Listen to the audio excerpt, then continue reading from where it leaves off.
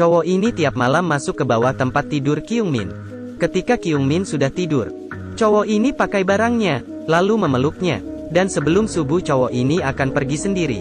Hal ini tidak diketahui Kyung Min. Namun Kyung Min juga mulai merasa ada yang aneh. Setiap pagi dia merasa badannya pegal. Susu yang dibeli kemarin tiba-tiba habis. Tempat duduk toilet yang ditutup sebelumnya pun terbuka. Saat Kyung Min ingin keluar, kunci pintu dibuka orang lain. Dan ada goresan di atas kuncinya. Kyung Min pun merasa khawatir, dan mengganti kata sandi pintu. Ketika malam hari, saat Kyung Min pulang kerja, kunci pintu dibuka orang lagi. Dia pun merasa takut. Malam hari ketika Kyung Min sedang tidur, dia mendengar ada orang yang membuka pintu. Dia mendekati pintu dan melihatnya. Kyung Min sangat takut. Akhirnya suara berhenti. Kyung Min memberanikan diri untuk melihat keluar. Setelah memastikan tidak ada orang, dia membuka pintu. Tidak ada orang di luar sana. Kyung Min kira orang tadi salah rumah. Namun dia menemukan putung rokok di depan. Dia pun lapor polisi. Saat polisi datang, polisi pun menenangkan Kyung Min. Mungkin kebetulan saja orang lewat. Kyung Min pun akhirnya kembali tidur. Saat dia tidur, seorang cowok keluar dari bawah kasur. Dia menggunakan obat bius membuat Kyung Min pingsan. Bagaikan rumah sendiri. Dia mandi dan gosok gigi. Kemudian tidur di samping Kyung Min. Saat bangun Kyung Min pun merasa sangat lelah. Saat kerja dia pun bertemu seorang klien yang aneh. Klien itu bilang dia kenal Kyung Min, dan ingin ajak Kyung Min makan bersama. Namun ditolak oleh Kyung Min.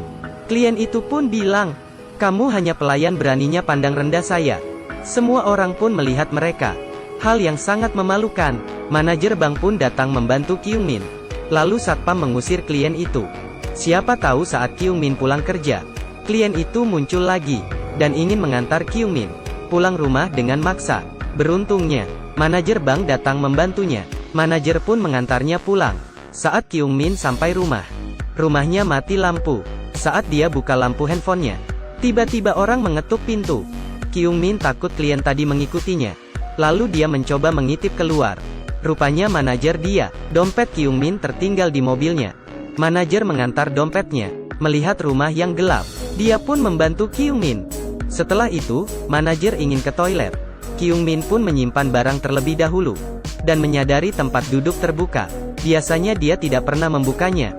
Dia sangat ketakutan melihat manajer yang lagi cuci tangan. Kyung Min pun bertanya bagaimana dia tahu rumahnya. Manajer pun terdiam. Kyung Min mulai curiga, dan berlari keluar. Saat Kyung Min melihat polisi yang berpatroli, dia pun berteriak dengan kuat. Saat polisi buka pintu, manajer sudah meninggal. Rupanya dia bukan penjahatnya. Polisi pun menahan Kyung Min. Dikarenakan di dalam rumah masih ada orang ketiga, polisi pikir Kyung Min merencanakan pembunuhan manajernya. Kyung Min pun ditahan 24 jam. Namun karena tidak ada bukti, Kyung Min dibebaskan. Rumah ini sangat berbahaya. Kyung Min ingin pindah segera. Saat pindahan Kyung Min menemukan satu kunci. Kunci rumah di atas. Kyung Min pun mencoba. Saat dia membuka pintu, tidak ada orang di dalamnya. Rumah ini sudah lama tidak ada penghuni. Kyung Min mendapatkan informasi pemilik rumah ini adalah wanita. Namun tidak ada yang menjawab. Saat dia memeriksa transaksi bank, wanita ini setiap hari Sabtu jam 1, akan belanja di minimarket sebesar 3.200 yen. Kyung Min mengajak teman ke minimarket. Pada jam 1 ada seorang wanita yang belanja 3.200 yen. Mereka pun mengikutinya. Namun sampai di salah satu simpang, Kyung Min berpisah dengan temannya. Kyung Min melihat sebuah rumah yang aneh. Kuncinya mirip dengan kunci rumahnya. Dia pun mencoba kata sandi acak. Namun selalu salah. Lalu dia pun mencoba kata sandi dia sendiri. Setelah itu, pintu terbuka. Temannya berhasil mengejar wanita tadi. Namun bukan orang itu yang mereka cari. Kyung Min pun masuk ke rumah itu. Di dalam rumah itu, seorang wanita terikat di atas kasur. Pada saat Kyung Min ingin melapor polisi, tiba-tiba masuk seorang pria dengan jarum bius, dan menyuntik ke badan wanita yang diikat. Wanita ini adalah tetangga Kyung Min yang hilang. Dan pria ini adalah pembunuh manajer Kyung Min. Kyung Min sembunyi di bawah dan ketakutan. Telepon pria tiba-tiba jatuh. Dia pun memungutnya, dan pergi meninggalkan Kyung Min. Kyung Min pun ingin kabur. Namun si pembunuh tiba-tiba masuk kembali. Kyung Min bersembunyi di belakang pintu. Dia melihat si pembunuh membuka selimut wanita itu. Dan terlihat kaki wanita yang dipotong. Saat ini, terdengar suara sirene di luar. Si pembunuh pindah ke dekat jendela. Kyung Min berlari ke ruang tamu dan bersembunyi di bawah meja. Dia melihat si pembunuh mengeluarkan gergaji. Dan mulai potong lengan wanita itu. Tiba-tiba, botol jatuh ke bawah lantai. Kyung Min ketakutan. Namun si pembunuh terus memotong lengan wanita tadi. Kyung Min pun segera lari keluar. Saat dia buka pintu, teleponnya tiba-tiba berdering. "Oi, teleponmu berdering." Kyung Min berlari sekuatnya. Jalanan tidak ada orang. Si pembunuh terus mengejar. Kyung Min pun bersembunyi di sebuah toko. Tunggu si pembunuh pergi. Dia pelan-pelan keluar. Tiba-tiba pintu dibuka. Kyung Min ketakutan. Saat ini, teman Kyung Min menabrak si pembunuh dengan kuat. Namun si pembunuh berhasil menjatuhkan teman Kyung Min. Kali ini Kyung Min sangat ketakutan. Beruntungnya ada polisi yang lewat. Polisi menemukan potongan tubuh wanita yang dibuang di tempat sampah. Tangan mayat itu ada satu kartu nama. Kartu itu yang diberikan Kyung Min ke kliennya. Polisi pun menangkap si klien itu. Klien itu mengaku tidak membunuh orang. Dia tidak akan menggunakan cara sadis, memotong lengan orang. Tapi polisi tanya, "Saya tidak bilang korban itu dipotong. Bagaimana Anda tahu?" Si klien menjawab, "Karena saya seorang tukang kayu. Saya tidak akan memotong potongan yang begitu jelek." Saat polisi melihat jam yang dipakainya, teringat kata Kyung Min. Dia ada lihat si pembunuh juga pakai jam seperti itu. Dan dapat dipastikan si klien adalah pembunuh. Case ini bisa diselesaikan setelah hasil sidik jarinya keluar. Demi keamanan, Kyung Min pun pindah ke rumah baru. Dan karena sidik jari tidak cocok, si klien dibebaskan. Saat pindah ke rumah baru, Kyung Min mendapat kiriman. Isinya telepon yang dia jatuh di rumah pembunuh. Dan dalamnya semua foto Kyung Min lagi tidur. Belum sempat ketakutan, teman Kyung Min pun telepon. Ada pria yang tidak dikenal. Sang pria masuk ke toilet. Dan saat temannya masuk rumah, temannya dibius hingga pingsan. Kyung Min segera lari ke rumah temannya. Saat ini, sang pria lagi siap-siap memotong kaki temannya.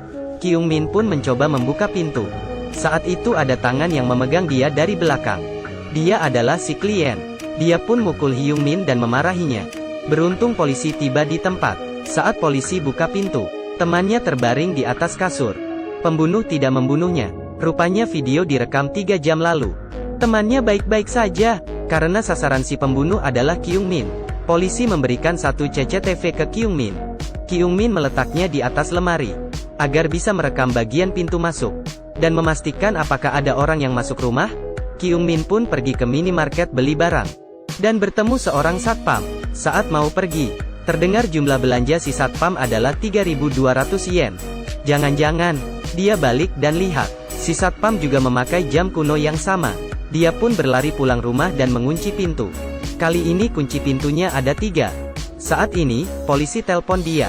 Suruh dia jangan keluar rumah. Si klien sudah dibunuh. Si pembunuh pasti masih berkeliaran. Kyung Min pun membuka CCTV. Sebelum dia masuk sudah ada seorang pria yang masuk. Pria itu adalah si satpam tadi. Setelah bercermin, dia pun bersembunyi di bawah tempat tidur. Kaki Kyung Min pun bergemetar. Dia sangat ketakutan. Tiba-tiba tangan keluar. Kyung Min segera berusaha berlari keluar. Namun kunci terlalu banyak, dan tidak bisa keluar.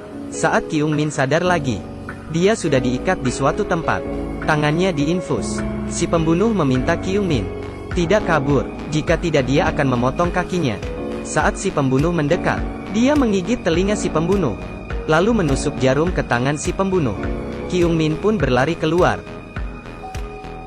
Namun sepertinya tidak ada jalan keluar. Dia masuk ke salah satu kamar. Namun jendelanya ditutup. Kyung Min tidak bisa keluar. Dia mengurungkan diri di dalam kamar itu. Dan si pembunuh pun mulai mencari Kyung Min. Terdengar suara orang yang buka pintu. Kyung Min pun sangat ketakutan. Namun polisi mendapatkan informasi si pembunuh dan datang sendiri untuk menyelamat orang. Saat polisi masuk, si pembunuh dan polisi saling mukul. Namun polisi ditusuk oleh si pembunuh dengan kaca. Saat tidak ada suara di luar, Kyung Min keluar dan melihat. Si pembunuh menangkap Kyung Min dan akan memotong lengannya. Namun tiba-tiba lemari menimpa si pembunuh, dan tangan si pembunuh tertancap paku. Kyung Min memukul kepala si pembunuh dengan kuat. Si pembunuh menarik tangannya yang terjepit, lalu mencekik leher Kyung Min. Ketika Kyungmin hampir mati, Kyungmin dengan kuat menghantam kepala si pembunuh ke atas paku. Dan akhirnya si pembunuh meninggal. Kyungmin pun akhirnya selamat dan dinyatakan bebas tanpa kejahatan. Dia pun kembali ke hidup normal. Namun dia selalu melihat bahwa tempat tidurnya. Dorlu, cerita pun berakhir. Cerita ini mengingatkan kita, tinggal sendiri ataupun dengan keluarga, harus selalu menjaga keamanan sendiri dan melindungi diri sendiri.